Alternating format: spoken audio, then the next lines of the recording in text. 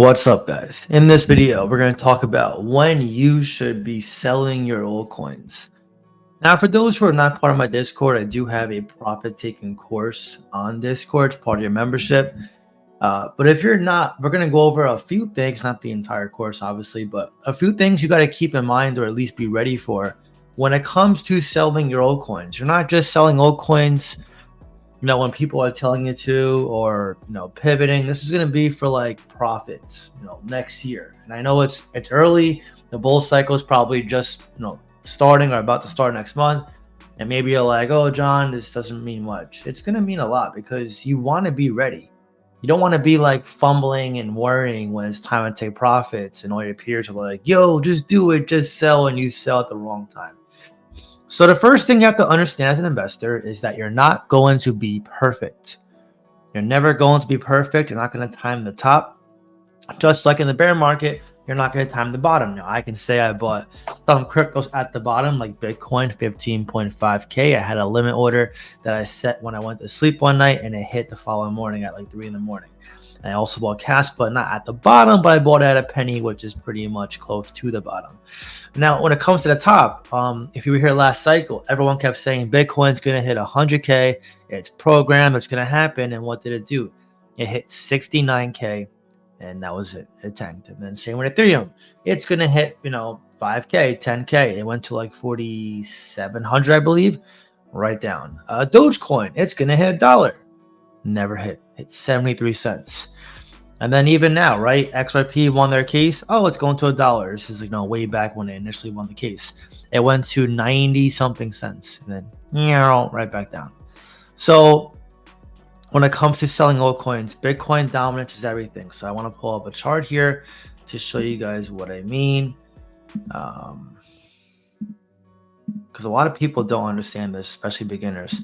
So Bitcoin dominance is exactly what the name suggests. It's Bitcoin's overall weight on the market, how much it controls relative to the altcoins. So right now we're seeing Bitcoin at 56%, slightly above. We got Ethereum at around 15%. And this is showing us that Bitcoin, which it has been, is leading the market and still in control. Now, when Bitcoin dominance goes down, this is where you're going to see Ethereum dominance go up. You're going to see the altcoins go up. It's always a certain percentage of 100. So if Bitcoin's going down to say 50%, something else is taking that slack, which is usually Ethereum or some other altcoin.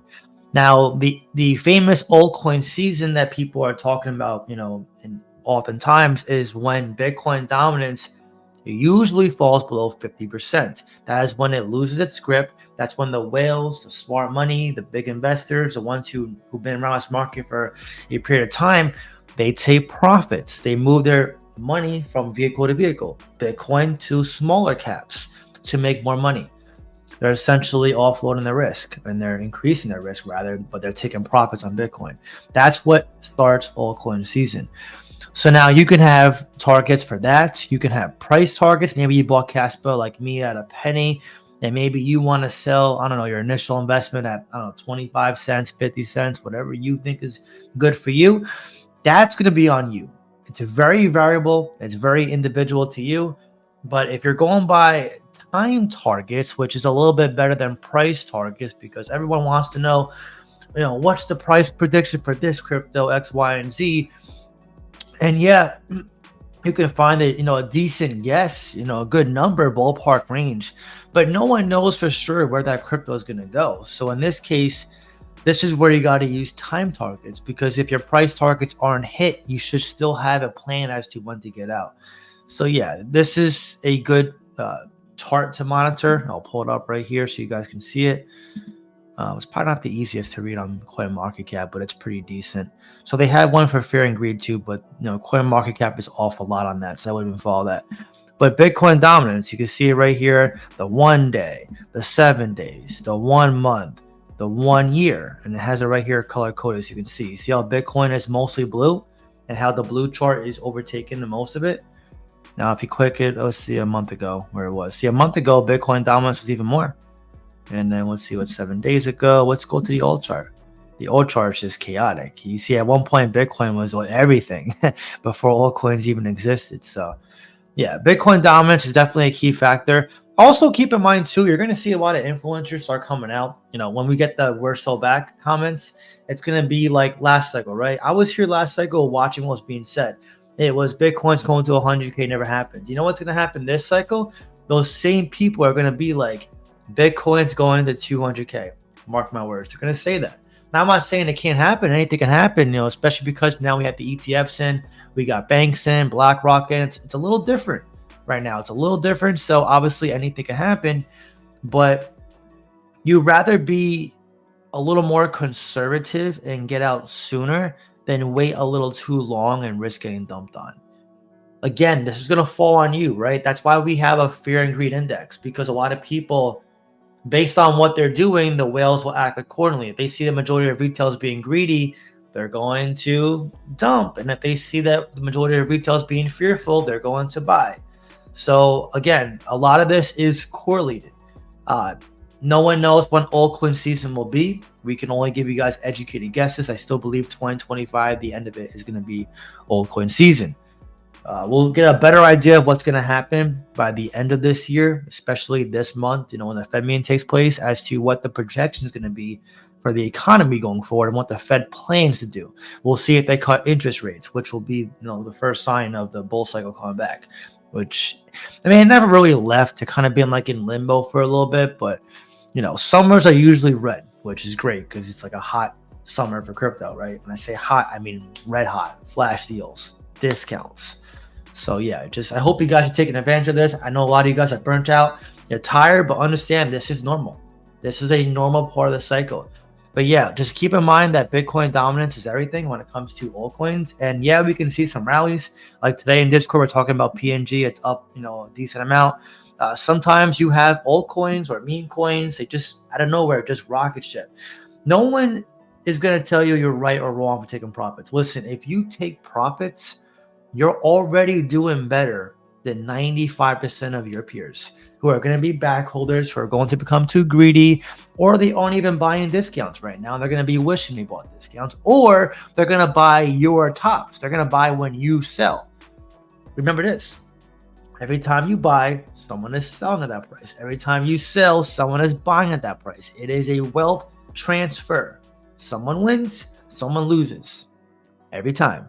That's how it works in stocks too. That's why we're investors, right? It's about being a winner and not trying to be the best winner just by winning and stacking your wins, turning your 2x's into 5x's, into 10x's, into 100x. Everyone's chasing the 100x, which is fine, but the trap with that is thinking anything short of that is a failure, and that is not true whatsoever. That 100x is not as common as you think. You can make 100x, sure, but it takes time, and sometimes you got to be positioned properly, and sometimes it's just luck. Let's be honest here. It's luck sometimes. The majority of it is luck. But, anyone telling you a 5x is bad, a 10x is bad, a 50x is bad, hell, even a 3x, you tell them to come to stocks. In stocks, it takes you, I'm going to say this in my mic, 10 years on average to 2x your money. 10 friggin' years. To make a 2x in 1 year, which is very low, and the majority of you will make more than that, is a gift. Okay, so don't worry about constantly chasing the 100x.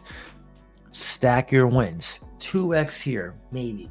5x here, 10x here. Get more confident. Get more experience. Take your profits when the time comes. Prepare for profits when the time comes. Don't be trying to figure this out when it's already happening. You'll be very emotional and probably make a very bad decision. Start now, plan now, write this down, and if you want to talk to me about it, be a part of the Discord group, be more than happy to see you. You know where to find me. But if not, we'll talk more about this as the year progresses and as we move closer to 2025 and also altcoin season.